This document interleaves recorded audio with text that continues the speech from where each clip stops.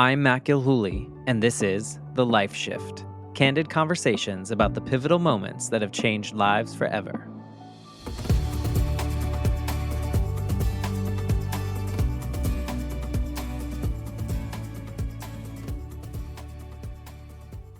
Hey friends, today's episode is a little bit different.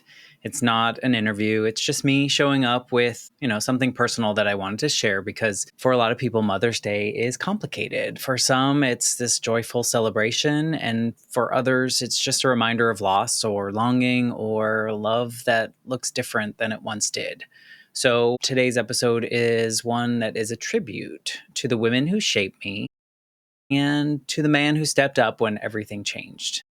It's also a quiet thank you to all of you that come back to the Life Shift every week, which is really a show that is built on the moments that alter everything. This show exists because I believe that stories truly do connect us, because I know what it's like to have life split into this before and after, this line in the sand moment. And for me, some of the biggest quote unquote after moments started with loss, losing my mom, later my grandmother. But in these losses, something else emerged too: connection, resilience, the people that showed up when they didn't have to. And so I think that's where this show comes from. And that's what all of my guests have been so generous in sharing, whether their moments are external from loss or grief or diagnosis or something like that, or an internal moment that really lit a fire and created this before and after within themselves. So that's why I record these conversations week after week. I lost my mom when I was 8, and it's often very weird to say this out loud, but I don't really have a lot of memories of her that are crystal clear. She becomes more of a figment of a mother figure in my life because it has been so long since she passed. But what I do remember is how I felt around her.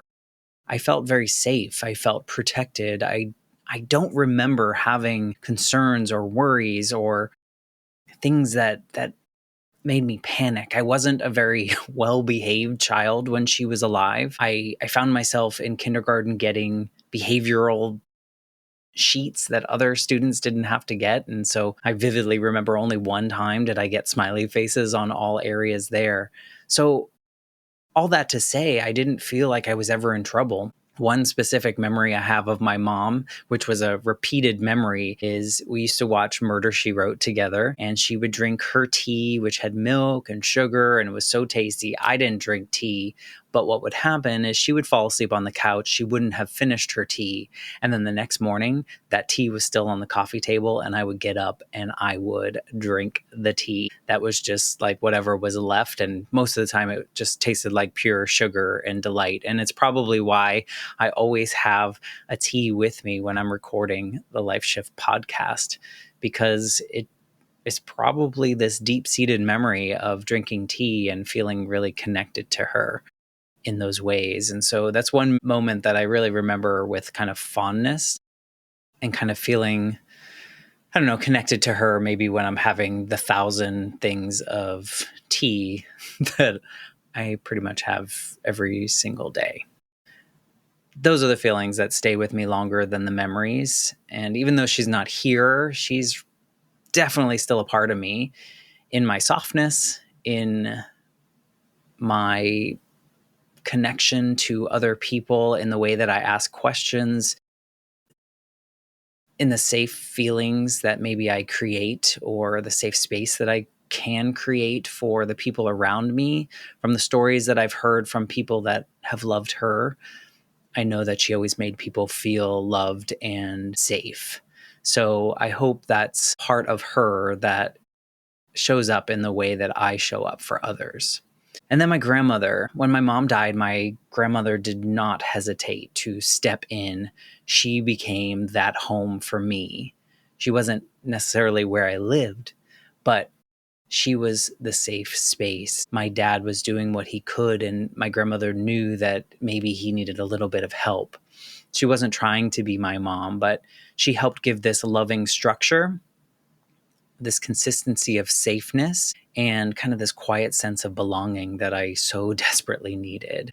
I have more than a few beautiful memories with my grandmother from the times where she made me feel like I didn't have to be a grown up. And maybe this is a new thought that I'm thinking of right now, but there were times in which we could escape together and have fun and reminded me that I was still a kid.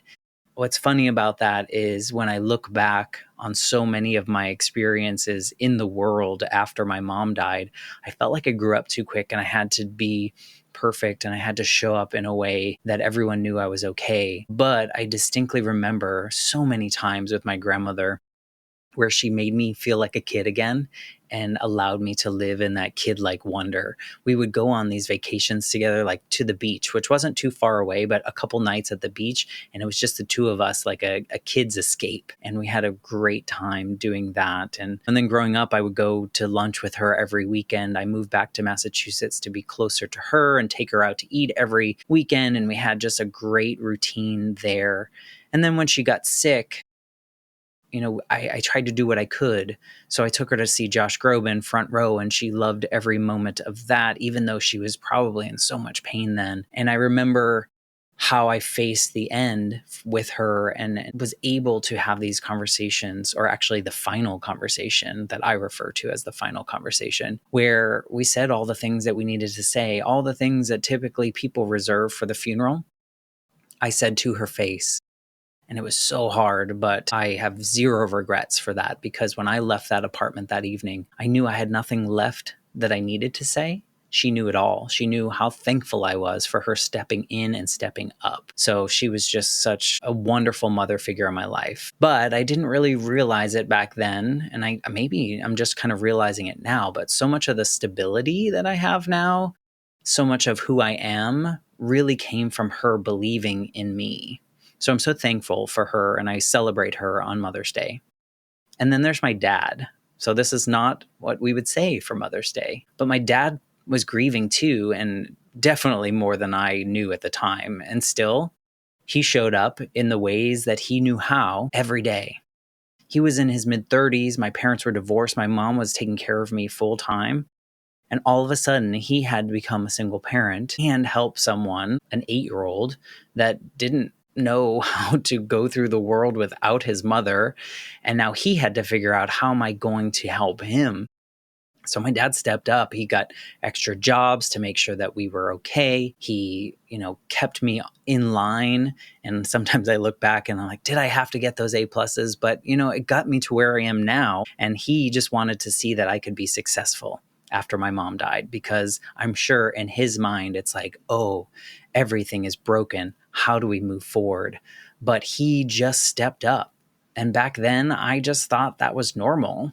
And I kind of took it for granted. And now I know it wasn't. It was really just immense love for me to make sure that I was okay. And he sacrificed so much. And it was this presence that I didn't really appreciate probably until I became an adult. He had no roadmap. He just kind of led with his heart, and he knew that together the two of us would kind of make it through. So on this Mother's Day, I certainly celebrate my father.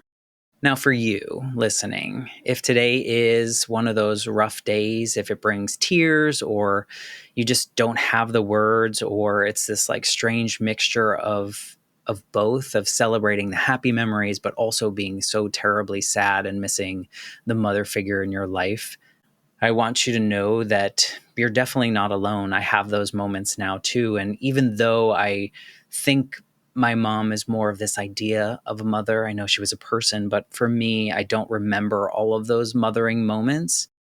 I still long for what could have been. So whether you are celebrating someone today with them, or you're grieving someone, or you're missing what the Mother's Day of the past used to be, and what you used to celebrate every time, I see you. And maybe today, if it feels okay, you can say their name out loud. So for me, I say Happy Mother's Day to my mother, Joan. I say Happy Mother's Day to my grandmother, Eva. And I celebrate my father, Jack, on this Mother's Day because all three of these individuals really shaped me and gave me as much as they could in the time allotted together. And my dad is still showing up, and it's really just an honor to have this relationship that maybe wouldn't have existed had my mom not passed away. So thank you for spending a little bit of Mother's Day with me and listening to this and not really understanding what I was going to say.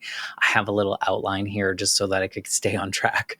But if this episode moved you in any kind of way and you want to reach out to those that you love, or maybe you know someone in your life that has lost someone that was a mother figure to them, reach out to them and just let them know that you were thinking of them. You don't need to solve anything. But I know personally, it is always a nice thing to hear from those that remember me on Mother's Day and remember that maybe today is not as easy as it has been in the past, or maybe it's okay and we're just celebrating that we had these mother figures in our lives.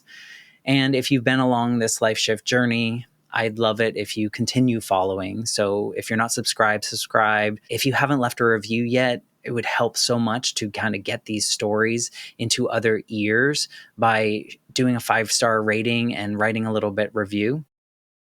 Because I know the more people that hear this show and hear the stories will hopefully feel less alone in their own circumstances or their own story. Until next time, take care of yourself and celebrate those soft spaces in your heart.